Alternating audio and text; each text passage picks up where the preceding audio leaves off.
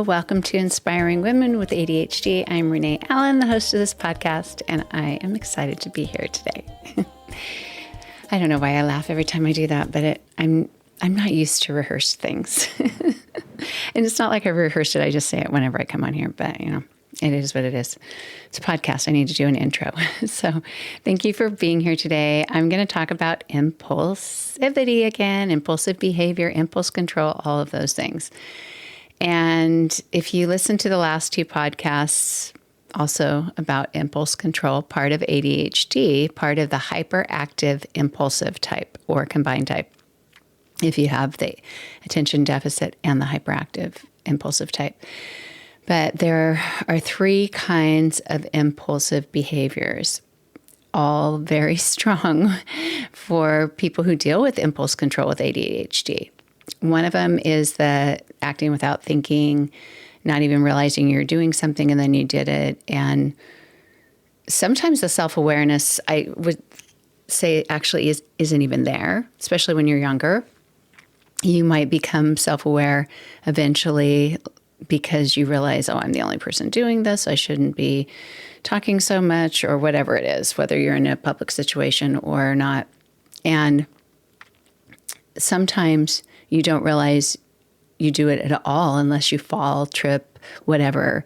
You run across, I don't know if you do this, but if you leap across a room and, which I do a lot. I get an idea to do something and I think, or I forget that I was doing something and I run back like to turn the stove off or to turn the water off or something like that. And just that idea that pops in my mind and the impulse to take care of it causes me to run into things, trip, spill things, drop things. Bruise my ribs really, really bad. Just because I don't even remember what I decided to do that day. I just turned to run across the living room. That I dealt with it for 2 weeks. My ribs hurt so bad. Teaching my classes, it was really hard. So those are the things that you do without thinking. Who knows why? And sometimes you don't even realize it ever until someone says, where'd you get that bruise? And you go, and you don't know until you run into a cupboard or something that is just that height. And oh yeah, that must be where I hit it last time. So yeah. The other one is the second type is failure to stop an impulse when the impulse is really, really strong and you're recognizing it or you're feeling it. Maybe you're not giving it a name or something, but you're feeling it greatly and not being able to hold that in. The third kind that I want to talk about today is about the choices that we make, choosing something sooner than later, even if the reward is greater later. We choose it now. And it's interesting because they call it delay discounting, which I was thinking, because you've got two verbals here. If you've majored in English or studied English, you've got two verbal words here. So you could say, are you delaying the discount or are you discounting the delay? It's the second one. That's why I couldn't figure it out. I'm like, so you're delaying, discounting someone? What? But no, you're discounting the delayed reward. So let's say if in 1 month you don't go out, you don't spend money on going out to eat or something, in 1 month you'll have enough money to go do something you really want to do. Let's say you want to go to Disney World or something. And you'll have enough money if you don't go out to eat for a whole month. Probably not, because it's really expensive to go to Disney World. But if you eat out a lot, maybe so. So if you're discounting the delayed reward, and then what you do is you think, well, it's not that great to go to Disney World anyway. You're taking whatever that prize is. Let's just put a number on it. Let's say if you don't stop and get a coffee every day on the way to work, you will have $1,000 and you could spend that $1,000 on anything you want. I'm just kind of throwing numbers out there. In your mind, when it's time to stop and get that coffee, because you love stopping and getting that, that's your habit, that's what you love, that's what will get you through your day. In your mind, that $1,000, you're starting to discount it in your mind. That is so far away that you're starting to say that $1,000, yeah, it's not going to be there anyway. Like we'll spend the money on something else. Those are real life, discounting. But if you take something that could be a great reward, like if I go to the gym and do my workouts like I want to and eat healthier, in 6 weeks, I'll be able to do this. I'll be stronger. I'll be able to fit in my clothes again. I've been not fitting my clothes. I don't want to have to buy other clothes, and these don't fit comfortably. They're tight or whatever. But in your mind, when you're in bed and you don't want to get out of bed early enough to go to the gym, or in your mind, the comfort of being in bed longer is greater to you than the reward that you could get of doing that again and again and again. And you can even discount the benefit of what you're doing. You could even say, well, you can rationalize it away. You could say, well, because you want that comfort right now, because you want that gratification right now, you're not going to give yourself the reward later. You're going to tell yourself that reward doesn't matter as much. You're going to tell yourself that you won't get there anyway, all of those things. And if you are interested in an episode just about that whole system of reward, and maybe it works for some. I mean, rewards work. We've grown up with rewards, and we're kind of a world that does that. But if you want a whole episode about the psychology of that, with having healthier habits to have a reward later, I could do that. I may do that maybe in June or something, but maybe sooner. Maybe I can delay the gratification of doing that. But for me anyway, I have to, because I do have this problem with the impulsivity of not valuing that greater reward as it truly will be. So I have, and I think part of it is part of my rationalization is I can't guarantee it. Will it really happen? Will I really get to have that? I'm just making sure my microphone's on. If you listen to the last one, when I recorded that one last week, no audio, but I got it to work the second time around. Anyway, back to that. If you tell yourself that you'll never get there anyway, that is really diminishing that reward, right? That's really discounting it. You're taking that reward. It was worth $1,000. Now you're taking it down to 10 cents because you're going to tell yourself it's actually worth nothing because it's not going to happen. I've been down this road before, and I don't lose weight easily, or my body doesn't build muscle easily, or whatever it is. You tell yourselves all that stuff mostly so you can just have the reward you want right now. You can just not have to put forth the effort in any way that it is. And the way, just the little summary of how it works best for me is to tell myself, is to think of what today's reward would be. What would today's reward be by doing this? And the outcome, I can't control. You can't always, guarantee certain outcomes when they don't have a number attached to, when it's not something like saving money, spending money. Sometimes you have to tell yourself it's okay because I'll still be doing better then, and I'll be doing better today, because every day adds up, and we always get to that 6 weeks, 3 months, a year, whatever it is. It always comes. It always seems so far away. But yeah, so this is what we're talking about today, even though I've kind of skipped all around, of course. But choosing the immediate reward, it's a little bit different than just withholding a response or acting without thinking. It's choosing something now. You are thinking about it, but you're thinking of it in a way that may not be the most beneficial to yourself. And maybe you do that again and again and again. And maybe you don't like doing that. Maybe you don't know that's even possible to not do that. So what are some ways that this can show up in your life? In my life, your life?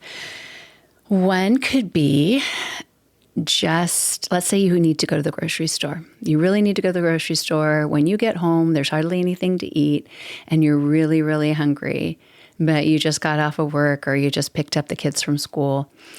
And as you're driving home, the effort that it takes to go to that store seems far worse than the reward of being able to come home and have food to eat, not only today, but tomorrow and the next day and maybe for the week.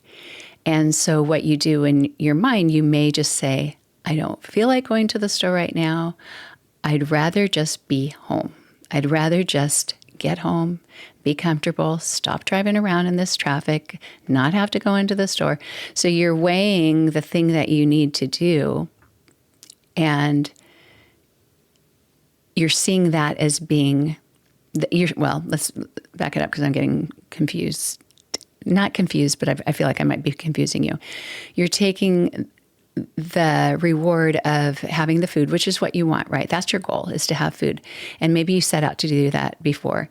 But as you drive home, the reward of just getting to be home, just having the day be over, you can go in, shut the door, and you're home. Don't have to do things in your day anymore. That reward of getting home faster might be greater to you, even though you really do need to do the other thing. Another thing that you might do is, say you're working on a project. You stop it, you don't finish it, even though the reward would be great because you need to get that done. You need to get your laundry done. Tomorrow you're going to want to know where those socks are. I'm raising my hand right now. I've been digging through laundry baskets looking for socks the past few days. You want to spend time doing that, but you don't want to spend time doing that. So your choice impulsivity is kind of combined with having a hard time making a decision, having a hard time committing to the thing with the greatest reward, committing to what you really need to do, what might be best for you, your home, your family. Maybe even doing something that's not important. Maybe it's a hobby or something like that. And you just think, I want to do this instead. And that's okay from time to time. But if that's your habit, to do the most exciting, most fun thing instead of things that are important, then you are taking the wonderful, gratifying feeling of I'm on top of things, all my clothes are put away, all of that. That's the reward for me. When I finish a project, it's not just the excitement of finishing the project. It's actually having things in order. The reward would be having a more orderly home. And if I am discounting that by only focusing on what's happening right now, what my needs are, taking those benefits of not doing it as opposed to spending the time doing it and getting the benefit later. That delayed benefit, discounting that benefit is what is this type of impulsive behavior, basically. So it can apply to a lot of things, and it might sound a little trickier to figure out, but I would imagine in your life, you can probably think of some things like this, even if you don't have big impulse control problems, even if you don't have that kind of ADHD where there are enough symptoms with it that you would actually be diagnosed with a hyperactive impulsive ADHD type. But you could have some of these tendencies if you have that executive dysfunction that makes it just really hard to hold off. And you're just always choosing that immediate benefit, that immediate reward, that immediate gratification. Another one, you are saving up to do something. You go into a store, you see something, and you think, I don't want to buy this. I'm saving up for this trip. We're going on a trip in 2 weeks. I want to have, I don't want to spend money right now because I want to feel more free to spend money when I get there. But you think, but I really want this. Can I wait? Can I wait? So money plays into a lot of these impulsive things, sadly enough. And then also just nighttime behavior. You have a plan.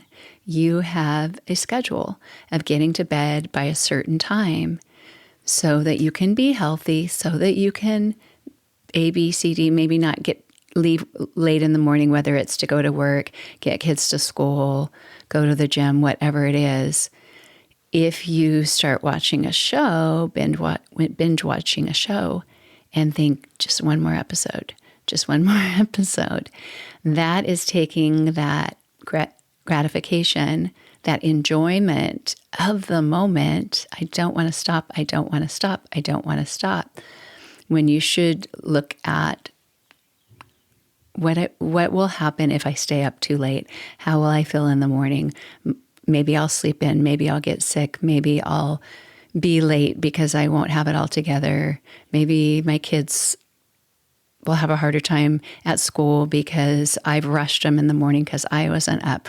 All of those things, it's not looking at the big picture and considering that. Have you ever watched 24? I was very late to that show. I mean, it's an old show. And my husband and I just watched it, I think, last year. That was, they are really, really good with the hooks on those episodes, because we'd watch a couple episodes and I would be thinking every episode, I swear, every episode I would think, okay, this will be the last one because I want to go get a few things ready in the kitchen before bed. And then you get to the end of that episode and they do just one thing that makes me want to just watch just the beginning of the next episode. So at least I just get that answer, that little answer. I'm so curious what happens next. So I get to the beginning of the next episode and then I get into that. Well, maybe I will just watch this episode. I don't really need to do that in the kitchen. But then as I'm watching that, like, I really need to go in and brush my teeth. I need to, and this is for sure the last episode. And then one thing. And I was sad when that show was over because I thought it was really, really good. But in a way, it was a relief because other shows haven't drawn me in like that at all. But yeah. So there have actually been studies on this. I've heard of a study with children where they tell them, I'm going to put, some candy on the table and leave, and you can eat it while I'm gone, but if you wait till I come back, then you'll get 2 of them. And I think, I should know my studies better, but pretty much all of them just ate the candy there. They didn't want to wait and get twice as much. They couldn't resist getting it right then. And there have also been studies, would you rather have $20 an hour or $50 in 2 weeks? Would you rather have, somehow in our minds, that delay discounting, the discounting of what can happen later, that $50 in 2 weeks, not just inflation, but $50 in 2 weeks, just doesn't sound as big as the $20 now. Although $20 doesn't buy us as much. But it's just the more that you do that, the more that you discount, rationalize the benefit, tell yourself it's not really that valuable, that is a more impulsive nature, more impulsive behavior. And it's almost like if you've ever done taxes, yeehaw on taxes, depreciation is when the value goes down, down, down, down. And so it's like you are depreciating the value of that reward according to the amount of time it takes. If it's 1 month out, maybe you can do it. If it's 3 months out, that sounds like, like a fantasy land. Nothing. We're never going to get to 3 months out, are we? That just sounds forever away. It's hard. I've challenged myself with things where I give myself a reward. Have you ever done that? I'd say it's not as effective as somebody else saying you'll get this reward. Like if you join a competition, or I don't know what it would be. I used to do Beachbody reward challenges where we'd be in a group, and it was mostly because my friend was a Beachbody coach, and we'd just go in and we'd report our workouts and how we ate and how much water we drank and stuff. And our team always won because we wanted that reward. They weren't even huge rewards, but it was just that competitive nature that made that reward seem more valuable because we are also the winners. So I think when somebody else is challenging you to do that, that's really helpful. Accountability, of course, is super helpful. But I did used to give myself a reward. Like I remember one time I used to do firm workouts long, long ago, back in the Is that the 90s? It was the 90s. And they came out with a barbell, the firm barbell, and I still have it. I still value it very highly. Now they make barbells where you can buy a pad and put over them, and maybe they did too, but they're really, to me, long, thin bars. And then you have this pad that's kind of in the middle that goes on your shoulders. And that might be fine. But I never liked the really long ones. The firm one was thicker, not as long, and you just use whatever weight plates you wanted if you ever used barbell. But the pad was already on it. And instead of like this clip thing to put, I'm so picky about things. Instead of a clip thing to put the weight plates on, it actually slid across, and it was like just a magical design. And it was, I think it cost $40. It was either $40 or $60. It was probably even the early 2000s when I got some catalog. I don't even know if they had it online then. That's when we got our first computer in probably the year 2000 or 99. But that's how I measure things. But yeah, I decided if you can get yourself to do these workouts every day and stick to your eating plan for 1 month, you can buy yourself that barbell. And I did. And I was so happy. So happy. I still am. I haven't used it in a while, but oh well. Anyway. So yeah. So one of the things with the impulsive nature, the impulsive structure of our brains, is you have a hyper responsive reward system. It makes it so you want the immediate gratification. You need that dopamine. You need that, I need that, woo! That's just so exciting. We got a touchdown. Yay! That's how we can feel when we reward ourselves, whether it's, I get to sleep in longer. That might not feel like a reward, but that kind of that could be more of a relaxing reward, like, whew, I don't have to get up or something. You don't have to push yourself or something. But a lot of things like food, that's a hard one. If you have problems with sugar or soda or caffeine, your Diet Coke, whatever it is, if it makes you happy to drink it, it's uplifting to you. You love to sing while you drive, all those things. And, there's somebody who doesn't appreciate that as much, and it's hard not to do it. Some of those things that make us feel uplifted, if we have to give them up, it can be hard. If there are things that make us happy, I know the singing thing doesn't make as much sense as a reward, but it is one of my things that makes me have a lot of dopamine. If you even think of things like that can take the place of something else that you're seeking, something else that you're trying to resist, whether it's, who knows what it is. Everyone has their thing, right? That saving money doesn't make you feel excited. It doesn't. Unless you're a little kid and you have a jar and you get to see it grow or something like that. But it doesn't make you just go, yay, I saved money today.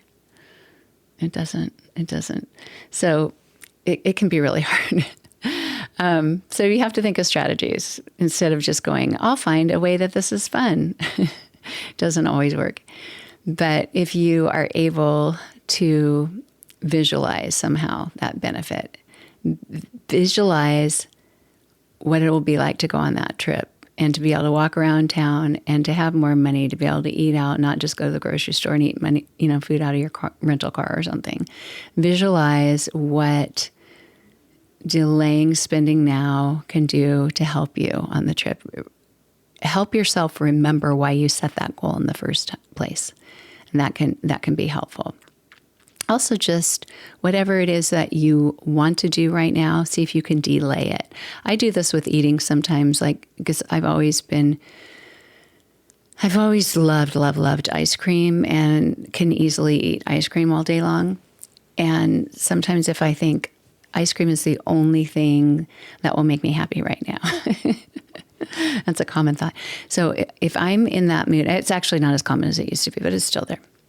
So if I'm having that time of a day where I might think, if I had ice cream right now, it's the only thing I could eat, and it's the only thing that'll just be amazing. And if I stop myself on the way to the freezer and say, but what if before you ate that ice cream, you made yourself a chocolate protein smoothie? It's kind of like the ice cream. Not really, not nearly as good, but it has a similar benefit. It's cold, it's icy, it's chocolatey. It is not as yummy, but it's refreshing. It's wonderful. So I'm delaying that ice cream and actually nourishing my body with that protein smoothie. And by the time I've had that, I'm more balanced. I don't need that ice cream. I don't want that ice cream. So if you can find a way to delay yourself with something else that might not be as exciting, but it's still something you get now, even have a list. One of the first things I did when I made my website, and I don't know if anybody ever signed up for it, but because it's something that I like to do, and I just thought other people might like it too. But I like to think of my favorite things. I like to know what my favorite things are to do, what will give me a kind of a dopamine rush, what will feel rewarding. Maybe not like a prize or reward, but it is something that when I do it or see it, I feel good inside. That's what it's all about, right? It's eating that chocolate, you feel good inside. So what else can I do besides the thing that I'm trying to avoid right now? What could that be? And for me, putting on music and singing, if I just think of it on my own, like it's not as exciting. If I just start doing it, it feels great. If I actually put the earbuds in your ear, put on the music loud, start dancing, that will give it to me. I have to kind of push myself first, or lighting a candle. That might sound simple and it might not sound super energetic, but if you do love looking at fire, I do. I've always loved campfires, fire in a fireplace. It's just very soothing. It's not the jump up and down kind of response, but it is really soothing. And, it's one of those pleasure responses, right? So if you have your list of things, and there could even just be 3 of them. It could be taking a hot bath. It could be walking outside and listening to the birds. It can be simple. And sometimes it's like we're pushing ourselves. Just go do that. See if that helps. It might just distract you enough so that you are avoiding what you're trying to avoid. You're delaying what you're trying to delay. And you can even give yourself tiny rewards for pausing, for making it a day of doing what you want to do and saving money. It's kind of a funny thing because it's not like we want to spend money to reward ourselves for saving money. But maybe you do give yourself a little more time to yourself or something to paint your nails. Maybe you're not spending money to do it, but you allow yourself to lighten your work schedule somehow. Yeah. Also, I think it's really helpful to just get a mindset shift to change my perspective a little bit, to change the weight of how important this thing is that I think is so important to do. And imagine somebody else. Do they need that as much? How are they doing without that? You go to the store and you look in people's carts, if you're curious like I am, and it's not to judge, it's just because I'm kind of baffled with curiosity that everyone does it differently. Sure, there's some things that everyone buys, but there are a lot of things that I will never buy in my life that people buy every week. A lot of things on the shelf that I'll never, ever, ever, ever buy. We're all so different. So what makes one person go, oh, I'm so glad to eat this today? Somebody else is like, ew, I'd never eat that. I don't need that at all. So just kind of compare yourself and just kind of question yourself, like how great of a thing is this that I'm just building up so big in my mind? Maybe it's great, but yeah. Yeah, and you can even, if you think, oh, there's some sale, and if I don't buy this now, it's only for 3 days. If I don't do it now, I'm going to forget. Send yourself some kind of reminder, whether it's through your phone, your app, schedule. Sometimes I'll get an email that tells me about a sale that lasts 5 days or something. And I'll think, oh, I got to jump on this right now. And I'll waste way too much time just looking and thinking and putting things in the cart. And then I'll think, do you really need to do this? Like back up and think. And I can't really back up in my mind. I can't really back up, but I can delay it. And I can take that email, forward it to myself, schedule send it. Have you ever used schedule send it on Gmail? It's down at the bottom. You pick a calendar date, you pick what time of the morning, afternoon, whenever, and just send it to yourself. And you get it and you go, what was I thinking? Why was I wanting to buy something there? In a different mindset, you just put yourself into the future. You may not even care about as much. But yeah. And, patience takes patience for sure. But you can become more patient. You can become more patient. I've learned that in some ways and not always in other ways. I've learned that with my children, with people, I think, to delay responses to them that before I might have reacted more. But as far as the patience, like when I was talking about, not stopping at the store, not going to pick up food, sometimes even if I need to use the bathroom, I'll think, just run back into the gym, when I've taught or something, just go back in there. And I think, no, I'm in the car. I just want to go home. I just want to go home. So I'm not giving myself what I really need is just to feel a lot better and do that now. Instead, I'm driving home, running a few errands first and causing a lot of discomfort. And we don't always do what's best for ourselves. Just in a way, it does feel like a lack of patience. But it's just because what we want to do right now doesn't match up with what might be best for us now or later. So, yeah. There's one other thing I was going to say, and I can't find it. I put all these notes in here. It could come back. But yeah, and I know I've mentioned 1,000 times I'm a yoga teacher, and all of these things, the slowing down, the pausing, the breathing, all of that can help. There are mindset shifts that you can make pretty easily just by doing that, because what happens is when the body gets more anxious because you're trying to decide, or it's building up in you. You just want to do this now. You don't want to wait till later, whatever it is. You could even be in line for a ride at Disneyland or somewhere. You might be in line at the grocery store. You've been in line for a while. You've already paid that much time to be there in the store and in line. But because you just want to get out of line, that impulsive nature, part of that is you're also not looking at that reward. The reward is if I stay in line, I can buy what I came here to buy. I will have it when I get home. I will have what I need, and I don't have to come back later, or I don't have to do without. But if you're choosing the immediate reward of, I could get in the car now, I could be out of this line, I could be walking around, I could be doing something different besides standing here going crazy in line. When you choose that immediate reward of being able to walk around, then you may give up what you really need to do, what the future thing is. And yeah, it's a real thing. It's a real thing. And sometimes you make it worse for yourself. Sometimes you really do.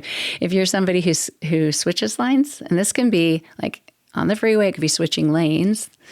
Being stuck in traffic is just like waiting in a big long line. But if you're in a line at the grocery store and then you see another register and you think, oh, I think that line's shorter.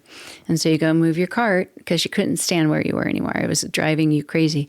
You go stand in the other one, and sure enough, that cart right there was actually so full, or they had some issue or something, and you're standing there and you're watching all the people that were behind you going through, or a register right by it opening up, and they're saying, hey, and they're taking, half of those people away. It's so frustrating. It's so hard. I've done the line switch many times. I've done the lane switch. I mean, a lot of people do that on the freeway for sure. I'm trying to learn to stay in your lane. Stay in your lane unless it's really obvious that's the worst lane, but then don't switch back. I don't know, maybe there's no hard, fast rule. It's hard to know. I'd really just rather get off the freeway and go drive through some field of cows or something, buy some not in the field, but next to the cows. I'd rather drive farther, and even if it took longer, than waiting. So it's choosing that immediate reward to, just get out of the stuck situation. But yeah, I guess that's probably it for today. I had more to say. I always have more in my mind, and afterwards I'll remember. That's life, isn't it? That's life.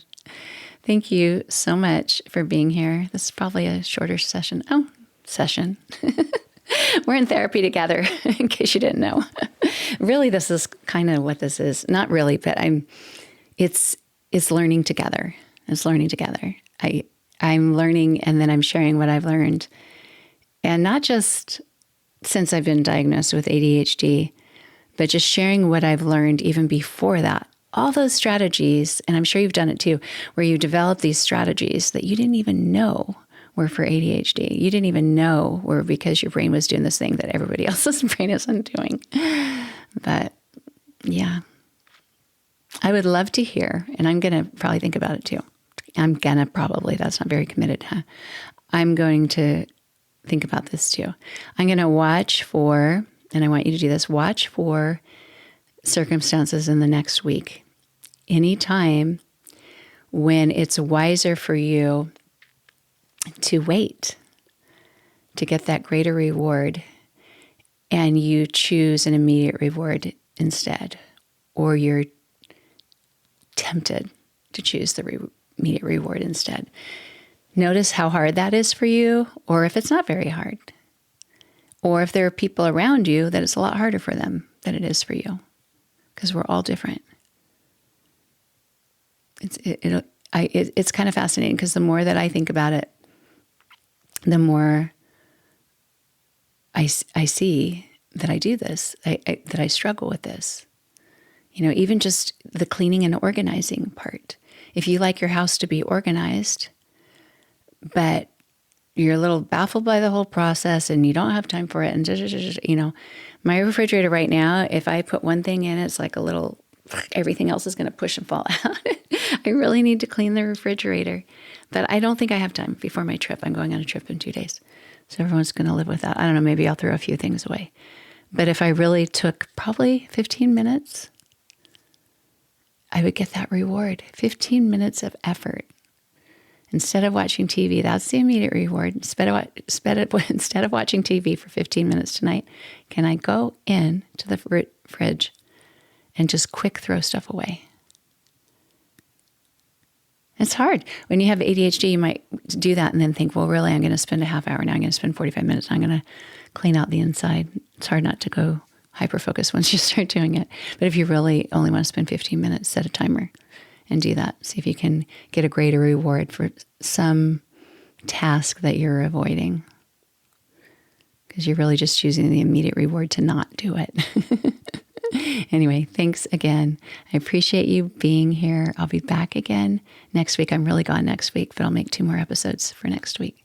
So thanks so much for being here. Remember to subscribe if you're on YouTube, or leave a 5-star review if you're on a podcast platform, and share this episode with 2 people. Thanks. Bye. Double chins, rubber ducks, squeaky cheese and paper cups, applesauce, Superman, rocket ships and Peter Pan, boogie boards and parachutes and soda cans, jumping jacks and pillowcases for my hands, Donald Duck and fire trucks and Pokemon, Santa Claus and Johnny Depp and Donkey Kong, chocolate chips and zippers, it's an F-14, little children jumping on the trampoline, model trains and passing lanes and super glue, tangerines and magazines and kangaroo. Daily Rock. Rewind, I've run out of time to sing melodies and harmonies. I'm cut short, the silence of sound has yet been found, but not by me.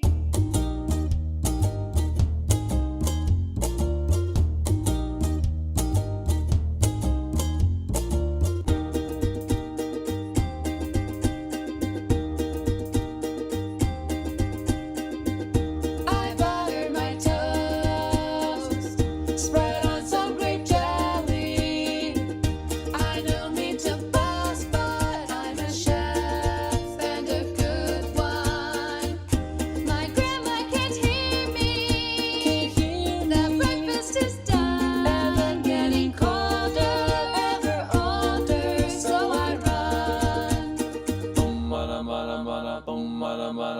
Open windows, broken shadows. Frozen dreams are left for tomorrow. Without a cause. No time for a pause.